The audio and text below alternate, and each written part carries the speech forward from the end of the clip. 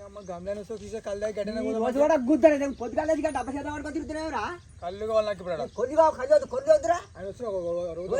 రోజు గమ్లాను చెప్పు నేను ఆవు గడ్డేసాపు నేను పోతే వాళ్ళ ఆవు గడ్డేసాపు అదే నీకు జీతం కదా నేను నువ్వు నా జీతం అని అంటలేదు నేను ఇప్పుడు నేను కళ్ళు తాగాక నీ అమ్మని గజ్జ పోయాను మరి అమ్ముట అలా బలగొట్టాక దాన్ని ఎట్లా చేస్తారా కళ్ళు కాయరా వచ్చాక శిష్య తీసుకుని కళ్ళు తాగి గజ్జి ఆవు నువ్వు వచ్చేవారు నువ్వు కళ్ళు తెచ్చేవారు ఆవు గడ్డేసాపు రాదు ఇప్పుడు నువ్వు ఆ డబ్బా బలగొట్టావు ఏమిటి తాగుతావు మళ్ళీ అమ్మ నువ్వు ఎలా పడతావు నువ్వు చూపుతావు అందరు చెప్తున్నమాట నీ తాగుతున్నాడు అందరు చెప్తారు పిగుడు గాడు మొత్తం నాకు కష్టం చేసుకొని చూస్తుండ అని డబ్బా తీసి కొడుతుండే పిగుడు గాడు ఒక్క శిష్య కళ్ళు తాపేసి వెళ్ళలేదు కానీ అమ్మో ఆడుతున్నాడు పెద్ద సుజిగాడు అంతా నాకు పని చేసి పీకి పడతాడుతుండే